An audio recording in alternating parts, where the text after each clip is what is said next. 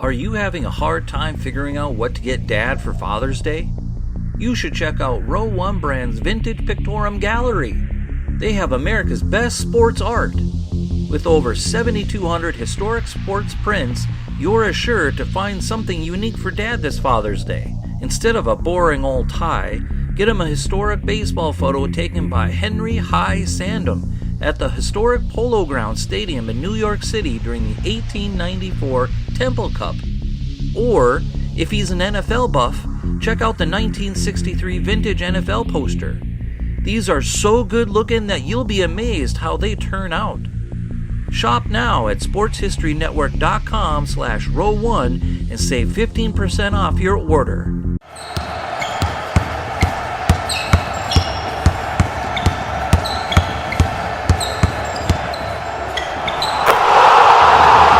This is Basketball History 101 with Rick Loayza. Welcome back to Basketball History 101, part of the Sports History Network. I am your host, Rick Loayza, and this is the podcast where we bring to life some of the forgotten stories from basketball history. We are bringing old school basketball to a new school audience. And today we bring you a story of the player boycott of the 1964 NBA All-Star Game. The league's players, as a group, had been asking for a pension fund to be set up by the owners to help take care of retired players for all of their years of service to the league. A pension exists today, as well as other benefits like medical benefits for retired players. These types of programs exist for retired players in all of the major professional sports leagues in the United States, but they did not always exist. And that is what this story is about. The NBA players, as I mentioned, had been asking for a pension fund for retired players, and the owners kept putting it off. They would say that the topic could be discussed during off-season negotiations, but then there was always an excuse to not discuss it. Or, if they did discuss it, the owners would then say that they needed to go back and hash it out as a group, and that they would return to the players with a response. It was all just stall tactics because the owners did not want to provide additional benefits to the players. Every benefit that the owners provide to the players means money that they do not get to keep for themselves. Back in the 1960s, the NBA was not the multi-billion-dollar enterprise that it is today. The league did not have a national TV contract. They were not yet selling merchandise like jerseys, t-shirts, and hats. All of that was still in the future. The primary revenue source for the NBA was ticket sales. In 1964, the average salary of an NBA player was $8,000 per season. In 2022, that would be the equivalent of $75,000 per year. Now that is a solid middle-class salary, but nowhere near the millions upon millions that players earn today. Other than the superstars, most NBA players back then had summer jobs to help make ends meet. Now, could you imagine today trying to buy a new home and your real estate agent is Donovan Mitchell? Or going to have your taxes done and the agent across the desk is Tobias Harris? That's what it was like in the 1960s for NBA players. They made just regular salaries, lived in regular houses, and drove reliable and modest cars. The players of that day also had no pension plan, no per diem money, and no health benefits of any kind. In other words, they had to pay for their own meals while they were on the road for the team. They also had no health benefits if they got injured. They had to pay for medical treatment out of their own pocket. That kind of stuff is pretty standard today for any American employee. And if that employee also travels for business, the employer pays for their travel expenses and provides a set amount of money to be used for meals each day. But that was not the NBA of 1964. The players had become fed up with the owners. In addition to the request for a pension plan to be put together, the players were also asking for trainers to be provided for every game. They wanted the league to stop scheduling teams to play on a Sunday afternoon if they had just played on Saturday night. They felt that that was too quick of a turnaround. Ultimately, what they really wanted was for acknowledgement of their union. The National Basketball Players Association, or NBPA, had existed since 1954, but the owners refused to negotiate with the Players Union for a decade. That meant that each player was on his own to negotiate the best contract he could get. That also means that the NBA owners had the negotiating advantage over the players. There was no such thing as free agency back then. If a player's contract ended, the player could not just sign a new contract with another team. The player was tied to the original team at the team's discretion. The team held the player's rights forever. even if there was no contract in place. So, if the player wanted to sign with another team, and that team wanted that player badly enough, the new team would have to compensate the former team with some combination of draft picks or role players. So, let me use a modern hypothetical example to help explain how things worked back then. Let's say, again, hypothetically, that Blake Griffin's contract with the Brooklyn Nets ended, and he wanted to sign with a new team. Well, basically, he would not be allowed to without the permission of the Brooklyn Nets, even though there is no more contract in effect. Griffin would not be allowed to go anywhere unless a new team could offer some sort of compensation to the Nets. Let's imagine that the Washington Wizards was the team that wanted to sign Griffin. They would have to give something to the Nets in order for the Nets to release Griffin's rights. The Wizards would have to come up with some offer that included a combination of draft picks and role players. Only when the Nets were satisfied with the compensation would the Nets release the rights to Griffin and allow him to sign with the Wizards as a free agent. So, you can imagine in a situation like that, the Nets had no reason to pay Griffin top dollar for his services. Since Griffin could go nowhere without their permission, they could sign Griffin for as little as they could get away with. Griffin would have no leverage in this situation. He would have to take whatever the Nets were offering or go get a regular job, because back in the 1960s, overseas leagues were not a viable option.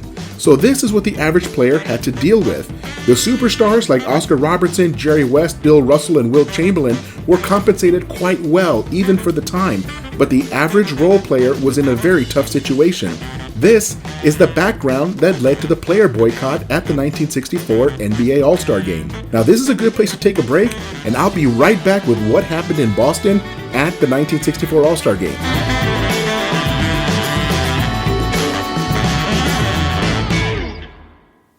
This podcast is part of the Sports History Network, your headquarters for the yesteryear of your favorite sport. You can learn more at sportshistorynetwork.com. Welcome back, and let us continue with our story. I just covered the conditions under which the average player had to negotiate their contract with their NBA teams. As a group, the players wanted to be recognized as a union and have a pension plan created to support the players in their retirement. The 1964 All-Star Game was scheduled for January 14th, 1964 in the Boston Garden. It was a near blizzard outside as the snow was falling in bunches.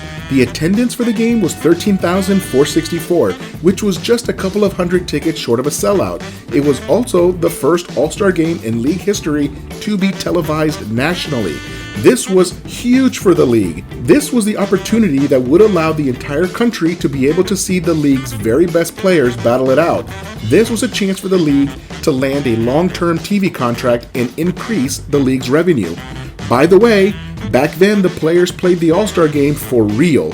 Both teams wanted to win very badly. The action was serious. They played the All-Star Game like it was a finals game. The president of the Players Association was Tommy Heinsohn of the Celtics. After many phone calls with the other All-Stars, they decided that this game would be the perfect time to take a stand against the owners. The players for both All-Star teams decided that they would not play the game unless the owners acknowledged their union and put a pension in place, as well as meet a few other demands. The players had all arrived at the Boston Garden and went into the locker rooms where they put their plan into motion. Since this was going to be the first All-Star Game to be broadcast on national television, the players knew that they had the leverage, and probably for the first time. This particular All-Star Game was so important to the growth of the league that the players took advantage of the opportunity. Oscar Robertson was the vocal leader of the boycott, even though Heinsohn was the president of the union. And as the president of the Players Union, it fell to Heinsohn to deliver the message formally to the owners. He went to the owners, all of whom were there for the game, and informed them that if they did not recognize the union and put a pension in place, they would not play the game. Looking back on this event that took place nearly 60 years ago, it seems ludicrous that the owners would not be willing to meet the demands of the players. Most of these requests were in the interest of protecting the health of the players. How could the owners not be on board with that? It seems obvious today that the owners have to do whatever they can to protect the health of the players, especially the superstars. But again, things were different back then. Now, what I am about to say next is not a defense of what the owners did, but rather an explanation from their point of view. Back in the 1960s, the team owners relied on their teams as a source of income. The owners fully intend to make money from their teams. I mean, wouldn't any owner of a company want to make money from the company they own? Of course they would. It was no different than owning a grocery store or a car dealership or an accounting firm. Like any owner of a company, you want to make as much money as you can from your own company. Today, the environment is totally different. In order to purchase an NBA team, one has to already be a billionaire because that is how expensive it is to buy a team. And if one is already a billionaire, they do not need the team to be a source of income. They already have a primary source of income that made them a billionaire. Mark Cuban made his money in the tech industry before purchasing the Dallas Mavericks. Paul Allen made his money in the founding of Microsoft before buying the Portland Trail Blazers. Steve Ballmer also made his money with Microsoft before buying the LA Clippers. Jerry Buss, my favorite owner of all time, made his money in real estate before buying the LA Lakers. James Dolan inherited the Knicks from his father, who built the family fortune in the cable TV industry. So like I said, things are different today. By the way, Paul Allen and Dr. Jerry Buss are no longer with us, but their examples still hold up. They each made a pile of money in other businesses before becoming NBA owners. So let us get back to 1964. Bob Short, the owner of the Lakers, sent a security guard to the locker room where all of the players from both teams had gathered. The message that the security guard carried told the players that if they did not play the game, they would all be kicked out of the league and their careers would be over. Now just think about that for a moment. This is who was in that locker room. Oscar Robertson, Elgin Baylor, Jerry West, Bill Russell, Wilt Chamberlain, Hal Greer, Bob Pettit, Jerry Lucas, Sam Jones, Lenny Wilkins, and the rest of the All-Star players. All of the players that I just mentioned by name are all on the NBA 75 list. These were some of the greatest players of all time. The players knew that there was no way that the owners were going to kick all of them out of the league. These particular players were the reason the league even sold any tickets. Now, I'm not saying that they were not a little nervous. I mean, anyone would get nervous when their boss threatens them with being fired. But the players knew that without them, the league would go out of business. And in their hearts, the owners knew it too. But that did not stop them from threatening the players. Practically every one of the owners went to the locker room screaming and yelling that the players better get on that court and start warming up. But the players hung on and stayed together. At one point, the owners gave a verbal promise that if the players took the court, then they would promise to talk about a union and a pension plan over the following summer. Well, the players knew what that meant. It meant that the owners had no intention of talking about the union. It was just another stall tactic that had worked in the past, but was no longer going to work. Working with lawyer Larry Fleischer, the players had paperwork already drawn up, and the owners just needed to sign them. With just minutes before the game was set to start, the owners gave in and officially recognized the players' union and committed, by way of contract, to put in a pension plan for the retired players. The players would now be able to enter into collective bargaining with the owners for better conditions. Walter Kennedy, the commissioner of the NBA at the time, signed the papers on behalf of the owners. Now that the players got what they asked for, they hustled up to the court, warmed up for just a couple of minutes, and then put on one of the best All-Star games ever. The players knew what was going on, and they knew that the entire nation was watching on television, and they needed to put on a show. Oscar Robertson, playing for the East, scored 26 points to lead all scorers and won the Game MVP award. It was a big success for the players, the owners, and for the ABC television network, which was broadcasting the game. They realized that there was money to be made televising professional basketball, and that would eventually lead to new revenue streams for the league, which today pays the NBA billions of dollars a year in television rights. 6 years later, Oscar Robertson would again draw the ire of the owners when he put his name as the lead plaintiff in an antitrust lawsuit against the owners in order to secure free agency when a player's contract ended. But that is an episode for another day. Today, the president of the Players Union is CJ McCollum of the New Orleans Pelicans. He takes over starting this season from outgoing president Chris Paul, whose 4-year term ended at the end of last season. The vice president of the union is Andre Iguodala from the Golden State Warriors. Further, each team elects a player to be the official team representative in union discussions. Usually, the representative is one of the older veterans on the team. Those 30 representatives meet with McCollum on regular conference calls to discuss union issues. The union then takes those issues to the owners, who are represented by the commissioner in any negotiations. Because of the willingness of those players back in 1964 to boycott an All-Star game, the players today get approximately 50% of all revenue that comes into the NBA. That is why today's superstar earns around $40 million per season. Back in 1964, you could have purchased the entire league 10 times over for that kind of money. So the players of today definitely owe a huge debt of gratitude to those All-Stars from 1964. Actually, the NFL football players and Major League Baseball players also owe something to those NBA players. Within 3 years of the basketball players getting their union recognized, the NFL Players Association and the Baseball Players Association were also recognized by their respective team owners. Every player that is currently on an NBA roster should seek out one of those old guys from 1964, shake their hand, and say thank you. That is the least that they can do. The minimum salary in 2022 for an NBA player is $925,000 US.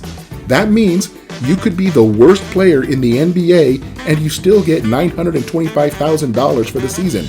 Like I said, the current players owe the 1964 All-Stars a huge debt of gratitude.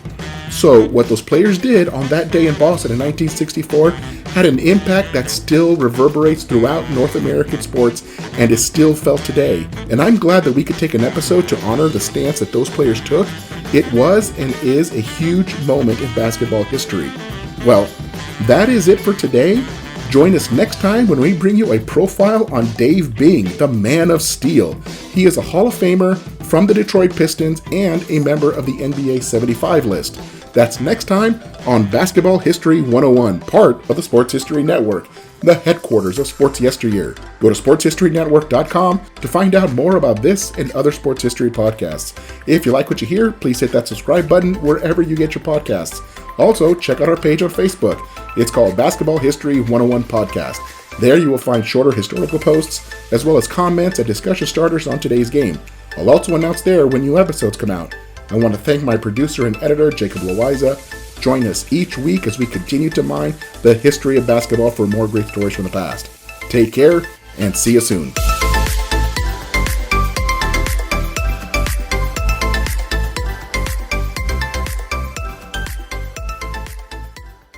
We here at the Sports History Network proudly partner with 26 podcasts, all revolving around the history of sports. But did you know that many of our hosts were sports history authors way before they started their shows? It's true. We've got Joe Ziemba, host of When Football Was Football, Joe Zagurski, host of Pro Football in the 1970s, Mark Morthier, host of Yesterday's Sports, Tommy Phillips, host of Lombardi Memories, and Scott Adamson, co-host of From the 55-Yard Line. All these authors have many books for you to choose from. To check them out, go to our website at sportshistorynetwork.com/sportshistorybooks. Pick up your copy today. Soundtrack provided by Kevin MacLeod of filmmusic.io.